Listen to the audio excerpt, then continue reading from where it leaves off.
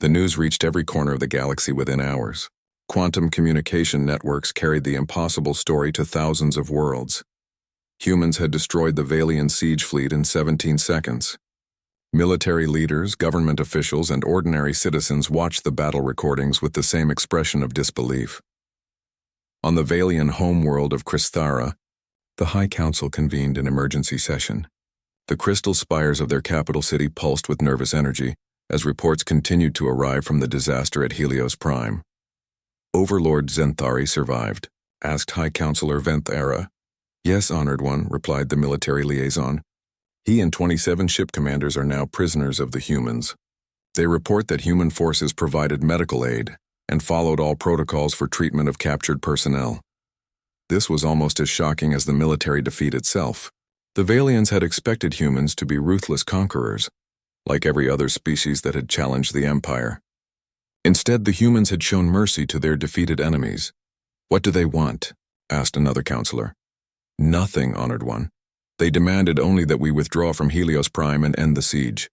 They made no claims for territory or tribute. High Counselor Venthara's scales shifted to deep blue, indicating profound confusion. In 1,000 years of warfare, the Valians had never encountered an enemy who won decisively, but asked for nothing in return. Send a message to the human admiral, she decided. The Valian Empire requests immediate peace negotiations. Meanwhile, on Earth, Admiral Park was meeting with the United Colonies Defense Council. The room was filled with military leaders from dozens of human worlds, all trying to understand what the victory at HFY meant for humanity's future. Sir, said General Martinez from the Mars Defense Force, we're receiving requests for military assistance from 17 different coalition species. They want human advisors to help train their forces. And what about hostile species? Asked Park. The Hegemony, the Dominion, and the Consortium have all sent diplomatic messages, reported Colonel Zhang from Intelligence. They're requesting non-aggression treaties.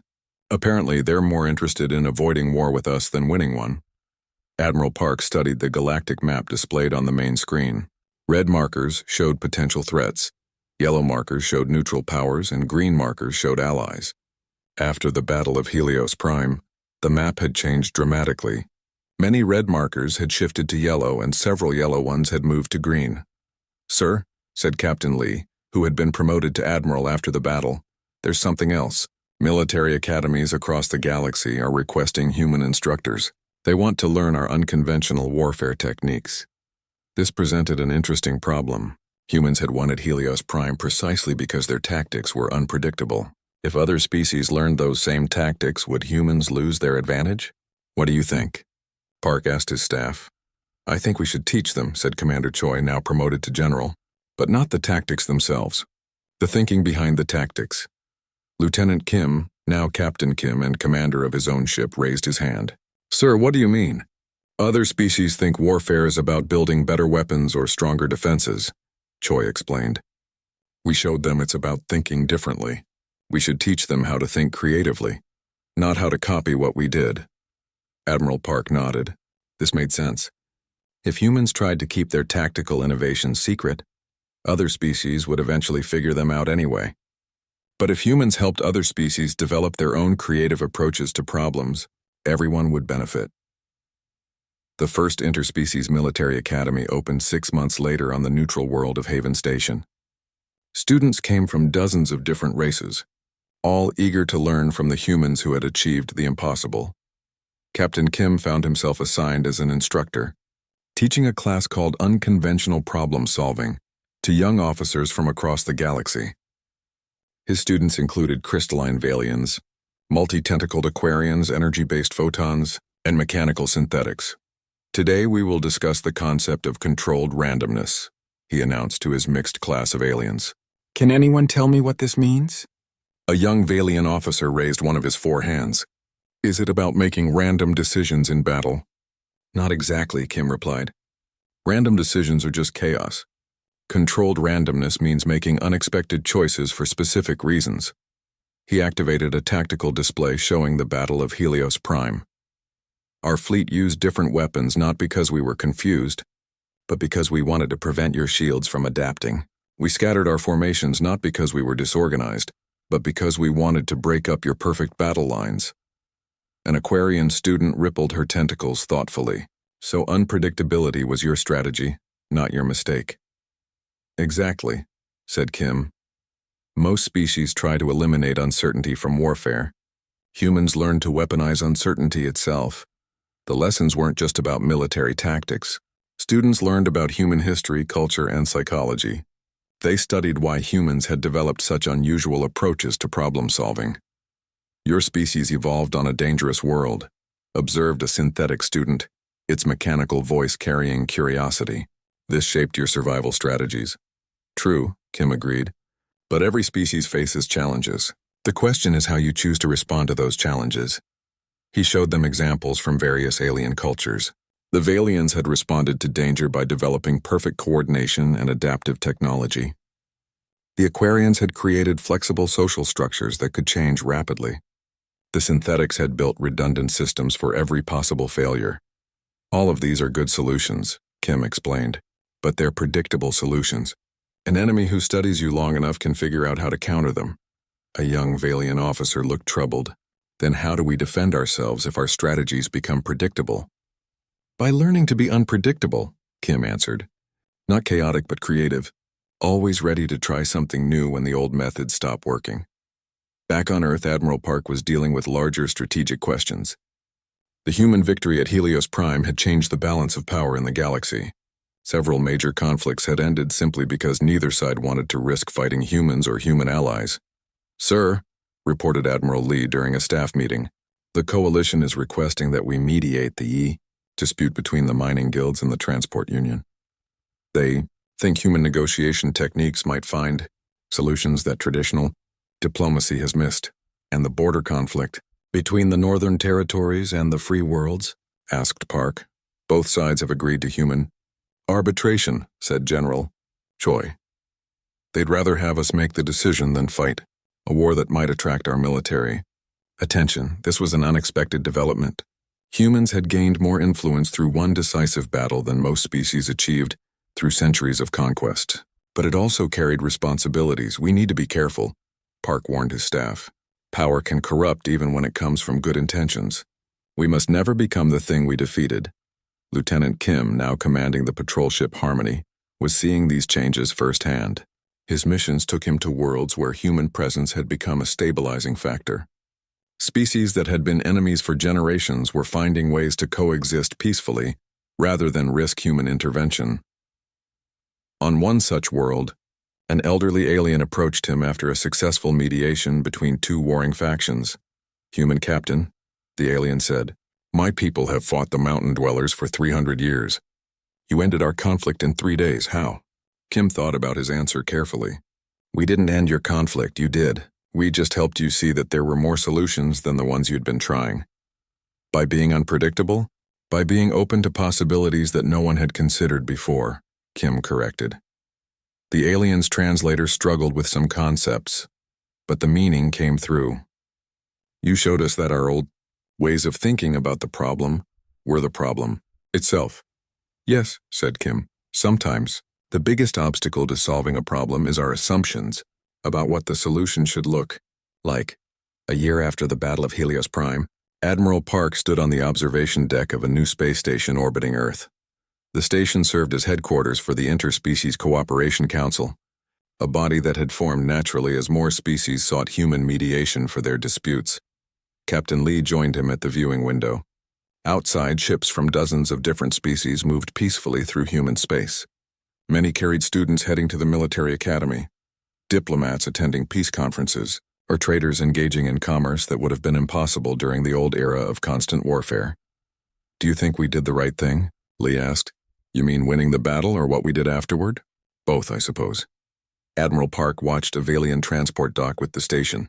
Former enemies now worked alongside humans on joint scientific projects and cultural exchanges. The species that had once terrorized the galaxy with their perfect warfare had become valued partners in building peace.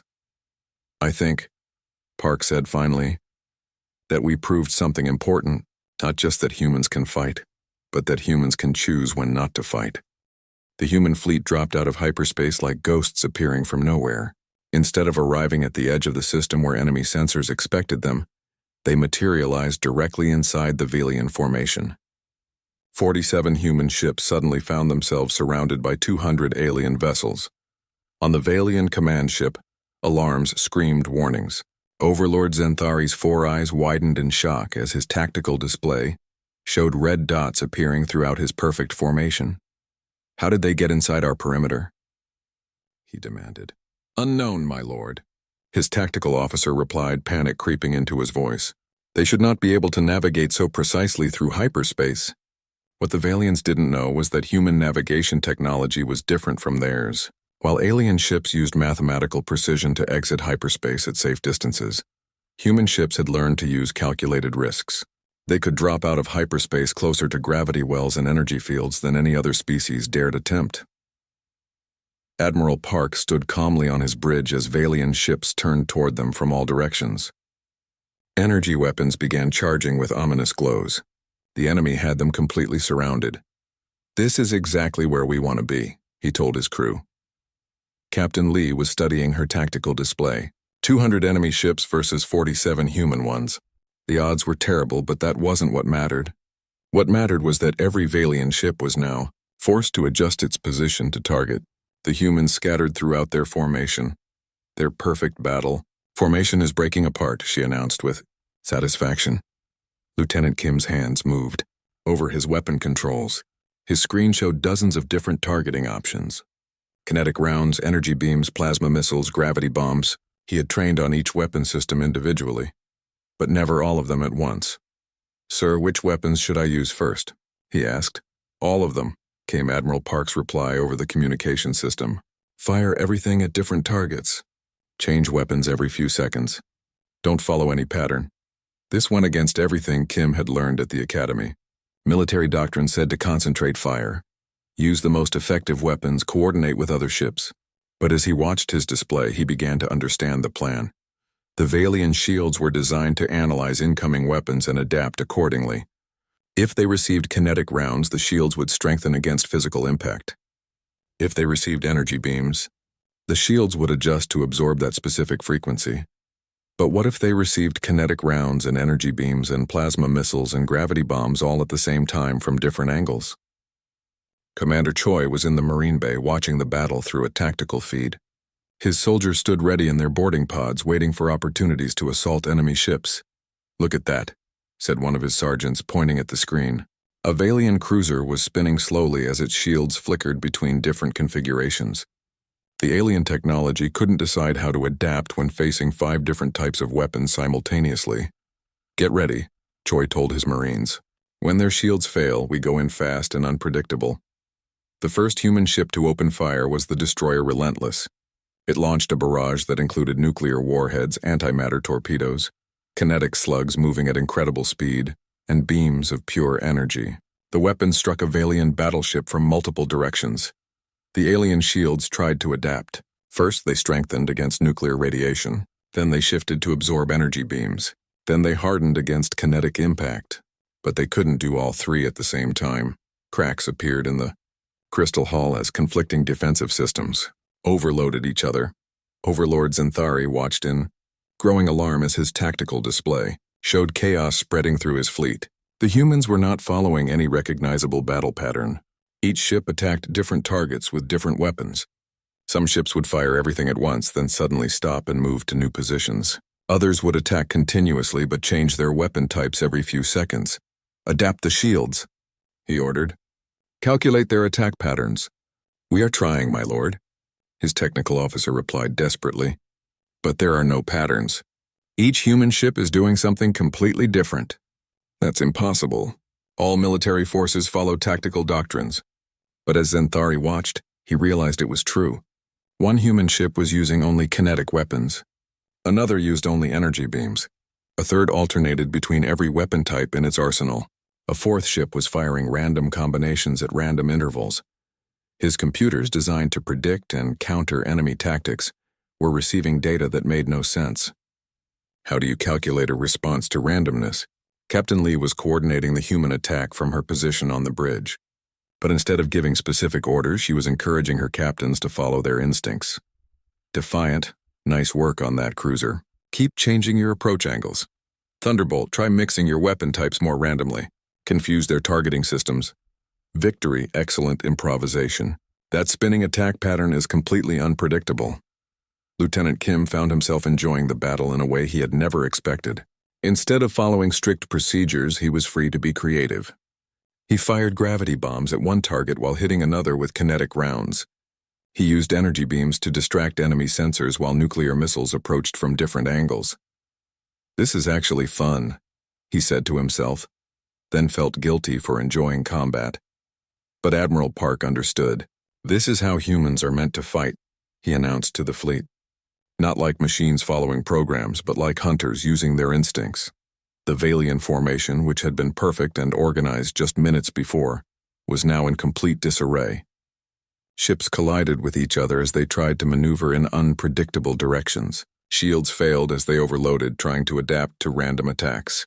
Communications became confused as commanders tried to coordinate responses to chaos. Commander Choi saw his opportunity. Launch boarding pods. Every team takes a different route to their targets. Marine assault pods shot out from human ships like angry insects, but instead of following standard boarding procedures, each team had been given freedom to improvise. Some pods attached to Valian airlocks. Others cut through hull plating. A few entered through docking bays or maintenance ports. The Valian defenders had prepared for conventional boarding actions. They had troops waiting at standard entry points, automated defenses covering main corridors, and command centers secured against predictable assault routes. But the human Marines didn't follow predictable routes. They came through ventilation systems, cargo holds, emergency exits, and sections of the ship the defenders had never considered vulnerable. Overlord Zenthari realized his fleet was losing, not because the humans had better weapons or stronger shields, but because his forces couldn't predict what the humans would do next. Every time his computers calculated a response, the humans would do something different. Fall back to defensive positions, he ordered. Concentrate our forces. But his ships couldn't concentrate effectively because human vessels kept appearing in unexpected places. The chaotic battle had scattered both fleets across a vast area of space. Admiral Park watched the tactical display with calm satisfaction. The Valian fleet, which had seemed invincible just minutes before, was falling apart. Not because humans had defeated their technology, but because humans had made their technology irrelevant. Sir, said Captain Lee, several enemy ships are trying to withdraw. Let them, Admiral Park replied. Our mission is to rescue the people on Helios Prime, not to destroy every Valian ship. But the truth was the Valian fleet was already destroyed as an effective fighting force. Their perfect coordination had become confused panic. Their adaptive technology had become a weakness when faced with pure unpredictability. Lieutenant Kim looked at his weapons display. Most of his targets were either destroyed or disabled. The few Valian ships still fighting were doing so desperately, without coordination or strategy. Is it over? He asked. Admiral Park checked his chronometer. From the moment the human fleet had opened fire until now, exactly 17 seconds had passed. Yes, he said quietly. It's over. 17 seconds. That was all the time it took for the human fleet to completely destroy the Valian siege force that had dominated coalition military forces for 3 months. Across the galaxy, military observers watched their screens in stunned silence as 200 alien warships were reduced to drifting wreckage in less time than it took to count to 20. Overlord Zenthari's flagship, Crystal Throne, spun helplessly through space. Its beautiful crystal hull cracked in leaking atmosphere. 3 human marine teams had boarded the ship from different directions simultaneously. The Valian commander found himself staring at Commander Choi, who had somehow reached the bridge through a route that should have been impossible. How? Was all Zenthari could ask. Choi gestured toward a hole his marines had cut directly through the bridge's reinforced wall. Your security systems were watching the doors. We made our own entrance. The Valian's 4 eyes blinked in confusion. Military doctrine said boarding parties used access ports and corridors. Making new entrances was inefficient and dangerous. You could have been killed, Zenthari said. But we weren't, Choi replied simply. That's the difference between possible and predictable. On the human flagship, Lieutenant Kim was staring at his weapons display in amazement. His targeting computer showed the results of the battle. 173 Valian ships destroyed. 27 ships captured with their crews surrendering. "0 human ships lost, sir. How is this possible?" he asked Captain Lee. "Our weapons aren't more powerful than what the Coalition used." Captain Lee pointed to the tactical analysis scrolling across her screen. "Look at the shield adaptation logs from the Valian ships. Their defensive systems tried to adjust to our attacks over 4,000 times in 17 seconds. Kim studied the data. The alien shields had attempted to adapt to kinetic rounds, then energy beams, then plasma weapons, then gravity bombs, then antimatter, then back to kinetic rounds, then electromagnetic pulses, then nuclear radiation, then exotic particle beams. The changes came so fast that the shields never had time to stabilize any single defensive configuration. They died from confusion, Kim realized. They died from trying to be perfect, corrected Captain Lee. Perfect defense against imperfect chaos. Admiral Park was receiving surrender transmissions from the surviving Valian ships. The alien commanders sounded broken, their voices filled with disbelief at what had just happened. "Human Admiral, we request terms of surrender," came one transmission. "Your terms are simple," Admiral Park replied. "Withdraw from this system immediately. Release all prisoners. End the siege of HFY. But how did you defeat us?" asked another Valian commander. "Your technology is primitive. Your numbers were small. Your tactics were unpredictable," Admiral Park finished. "That's the point. The rescue of HFY took less than an hour. Human ships docked with the trade station and began emergency repairs to the life support systems. Medical teams rushed to help the survivors who had been trapped for months. A young girl, maybe 8 years old, approached Admiral Park as he toured the damaged station. She was thin from rationing and pale from breathing recycled air, but her eyes were bright with curiosity. "Are you the humans who saved us?" she asked. "Yes," Admiral Park replied gently. "How did you beat the bad aliens so fast?" "The news people said it was impossible." Admiral Park knelt down to her level. "Sometimes the best way to solve a problem is to do something no one expects." The girl thought about this seriously. "Like when my teacher says there's only one right answer, but I find a different answer that works too?" "Exactly like that," Admiral Park smiled. News of the human victory spread across the galaxy faster than light-speed communications. On the Coalition capital world, military leaders gathered in emergency session to analyze what had happened. 17 seconds, repeated General Vextan of the Centauran Defense Force. A siege that lasted 3 months was broken in 17 seconds. The humans used weapons we've seen before, added Admiral Quintel, from the Rigel Navy. Nothing exotic or experimental. Standard kinetic and energy weapons available to any military force. Fleet Commander Zephron from the Outer Colonies studied the battle recordings for the 100th time. It wasn't the weapons. It was how they used them. Complete randomization of attack patterns. "But randomization is inefficient," protested General Vextan. "It wastes ammunition, spreads firepower too thin, reduces coordinated effectiveness." "Apparently not," said Zephron quietly. On distant worlds, military academies began emergency reviews of their tactical doctrines. For centuries, they had taught that successful warfare required order, coordination, and predictable responses to known threats. The human victory challenged everything they thought they knew about combat. Back at the battle site, Lieutenant Kim was helping with the cleanup operations. Human ships were collecting survivors from damaged Valian vessels and providing medical aid even to their former enemies. It was something that confused many of the alien prisoners. "Why do you help us?" asked a wounded Valian officer as human medics treated his injuries. "We tried to kill you." "Because the fighting is over," Kim replied. "You're not our enemy anymore. You're just someone who needs help." The Valian officer's scale shifted color in a way that indicated deep thought. "Your species is very strange." Commander Choi was interviewing captured Valian personnel, trying to understand their military structure and technology. What he learned was disturbing. "Admiral," he reported to Park, "according to the prisoners, this siege fleet was just a small part of the Valian military. They have hundreds of fleets scattered across the galaxy.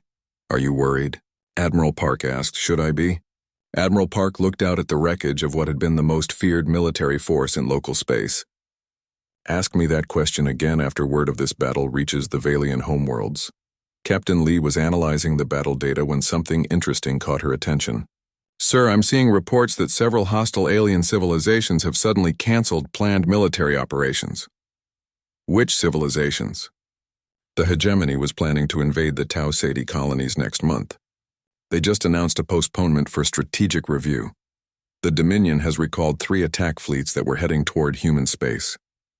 Even the consortium is requesting diplomatic talks. Admiral Park nodded thoughtfully. News travels fast in the galaxy. Sir, are we going to have problems with other species being afraid of us now? Asked Lieutenant Kim. It was a good question. The human victory had been so complete and so fast that it might create fear instead of respect. Fear could lead to desperate attacks by enemies who felt cornered. That depends, said Admiral Park, on whether they're smart enough to realize we're not conquerors. The final tally of the Battle of Helios Prime became military legend. In 17 seconds of actual combat, a human fleet of 47 ships had destroyed or captured a Valian siege force of 200 vessels. Human casualties numbered 37 wounded and 0 killed. Valian casualties included over 50,000 dead and twice that many prisoners. But the real victory wasn't measured in ships destroyed or enemies defeated. It was measured in the fundamental shift in how the galaxy viewed human military capabilities. Lieutenant Kim stood on the observation deck of Helios Prime, watching human engineers repair the damage from the siege. Children who had been trapped for months were playing in the corridors again. Families were reunited. The trade station would soon return to its peaceful role as a meeting place for different species. Lieutenant, came Admiral Park's voice behind him. Kim turned and saluted. Sir, what did you learn from this battle? Kim thought carefully before answering. That sometimes the best solution is the one nobody expects. And? That being unpredictable isn't the same as being chaotic. We still had a plan. We still worked together.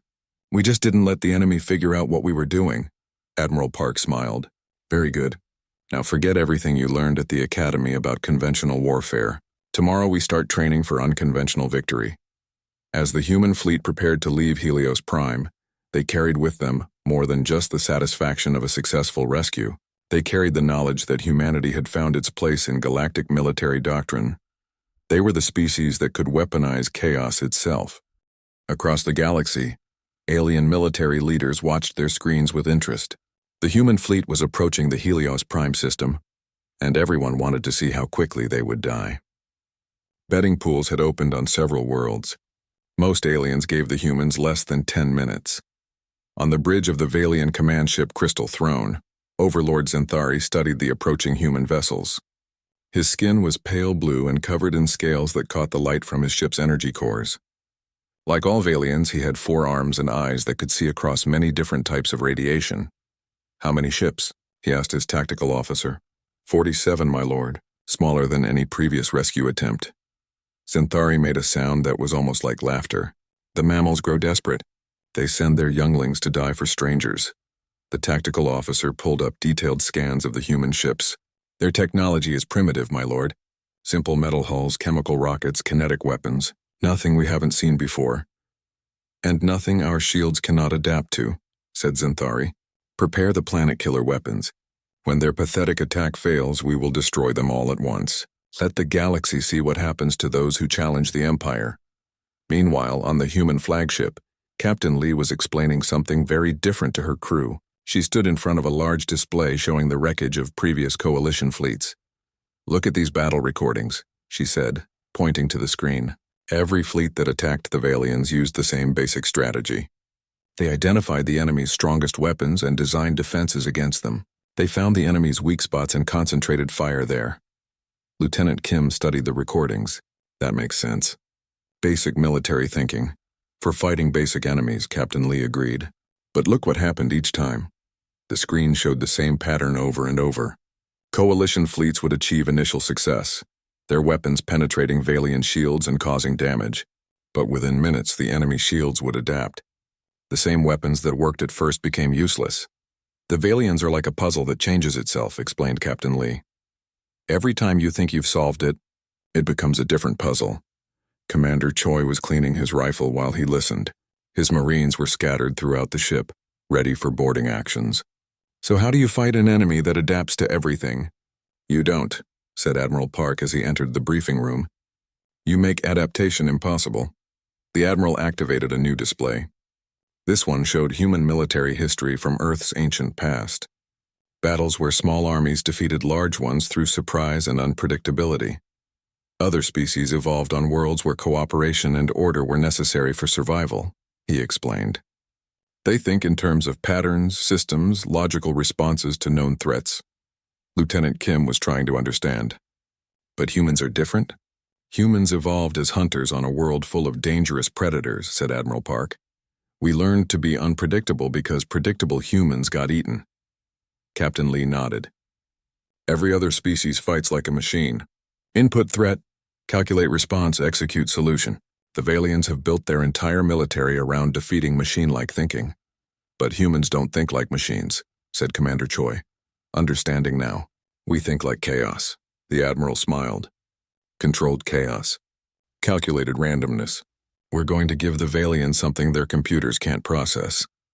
On the weapon deck, Lieutenant Kim was running final checks on the ship's armament. What he saw confused him.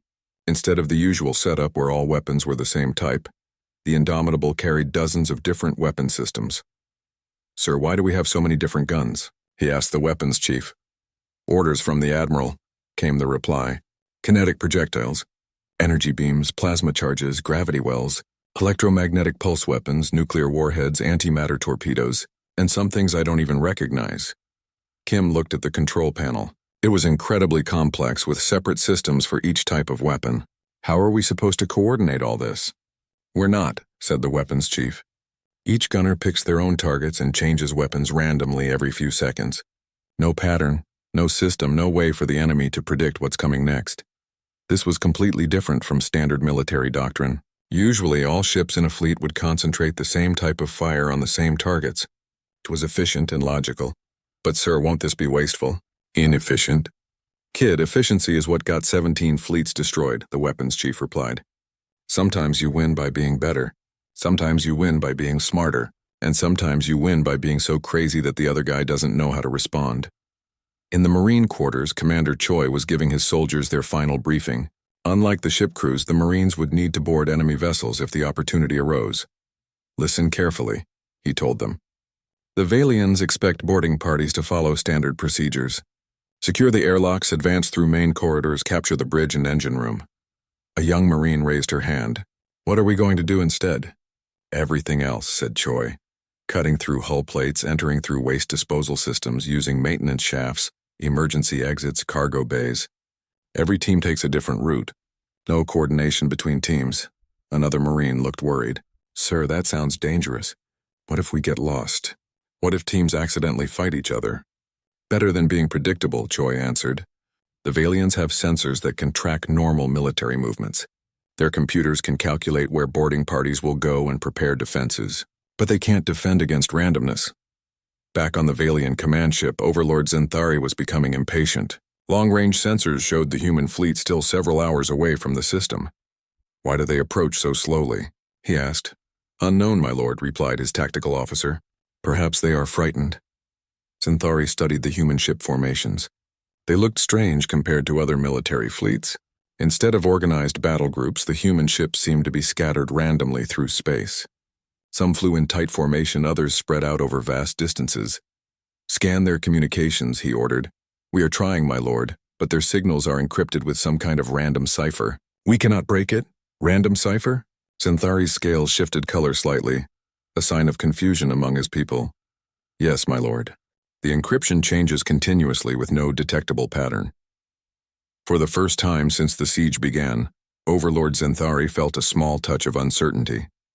Military communications were always logical and organized. Random encryption made no sense unless they want to hide something we cannot predict, he said quietly. His tactical officer looked confused. My lord? Nothing, said Zenthari quickly. Continue monitoring. These mammals will die like all the others. But privately, the Valian commander was beginning to worry.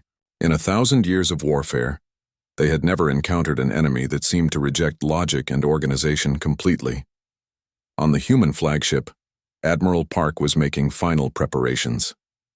The crew moved with quiet efficiency, checking systems and running diagnostics, but there was something different in the air. Instead of the grim determination of soldiers heading to certain death, there was almost excitement. 30 minutes to system entry, announced the navigation officer. All ships report ready, added Captain Lee. Admiral Park nodded. In 30 minutes they would drop out of hyperspace directly in the middle of the Valiant formation. It was the most dangerous military maneuver anyone had attempted in centuries. Remember, he told his crew, we're not trying to outfight them. We're trying to outthink them. When the battle starts, trust your instincts, not your training. Lieutenant Kim felt his pulse quicken. Everything he had learned at the academy said this plan was insane. But maybe that was exactly the point. The space around HFY looked like a graveyard. Broken ships floated in the darkness, their metal hulls torn open and cold. For 3 months, the Valiant Empire had surrounded the peaceful trade station. Their crystal ships glowed with deadly energy as they waited like hungry wolves around a wounded deer. Admiral Hyun-Ki Park stood on the bridge of his flagship Indomitable. He was a tall man with graying hair and calm eyes that had seen too many battles. Behind him, his crew worked quietly at their stations. They all knew what they were flying into. 17 coalition fleets had tried to break the siege. 17 fleets had died trying. Sir, we're getting another distress call from HFY, said Lieutenant Tae-ho Kim. He was young, maybe 25 years old, with nervous hands that shook slightly as he worked his controls. The message came through filled with static and fear. This is HFY. Life support failing, please anyone. We have children here. Captain So-min Lee walked up beside the admiral. She was shorter than him but carried herself like a warrior. Her dark eyes studied the tactical display showing the Valiant ships arranged in perfect formation around the station. 200 enemy vessels, each one bigger than anything in the human fleet. The coalition commanders all tried the same thing, she said quietly. Massive fleets, direct assault, overwhelming firepower. The Valiants adapted to every weapon system within minutes. Admiral Park nodded. He had studied every battle recording, every tactical report. The Valiants were smart. Their crystal technology could change and adapt faster than any known defense system. After a few shots, their shields became nearly impossible to break through. How many ships do we have? Asked Commander Jinwoo Choi as he entered the bridge. He was the Marine commander, a stocky man with scars on his hands from close combat training. His soldiers were ready for whatever came next. 47 ships, Captain Lee answered. The smallest rescue fleet anyone has sent.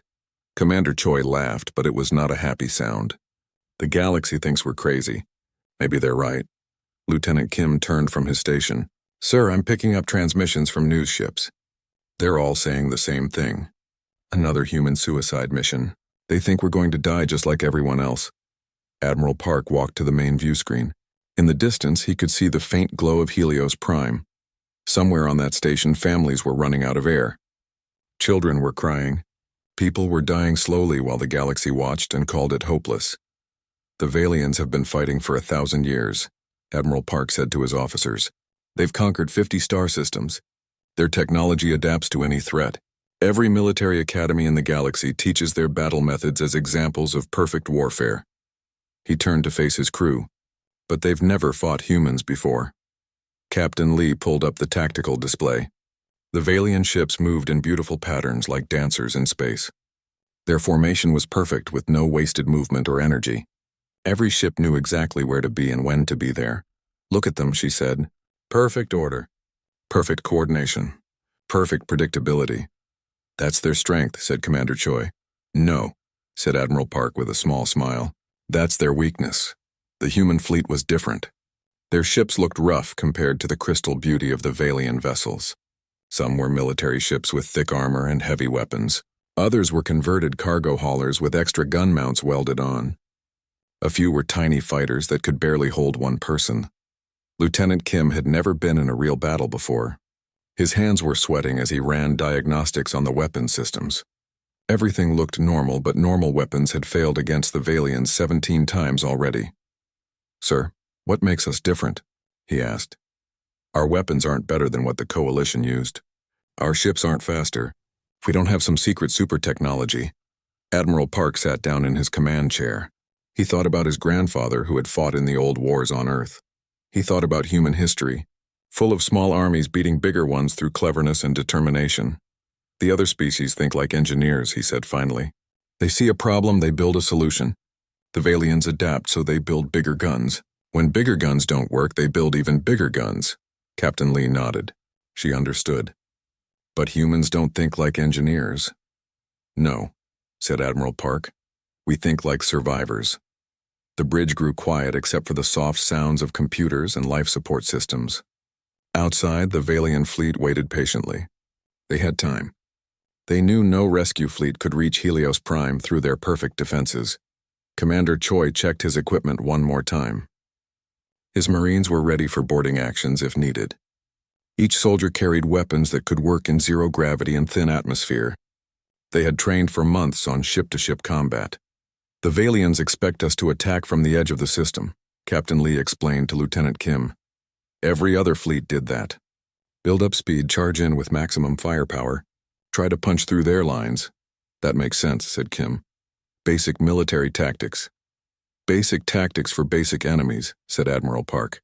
But the Valians aren't basic. They're the most advanced military force in the galaxy. You can't beat them by being conventional. The Admiral stood up and walked to the navigation station. Set course for the system, but not for the edge. Take us right into the middle of their formation. The navigation officer looked confused. Sir, that's suicide. We'll drop out of hyperspace surrounded by enemy ships. Exactly, said Admiral Park. Captain Lee smiled for the first time in days. Now she understood the plan.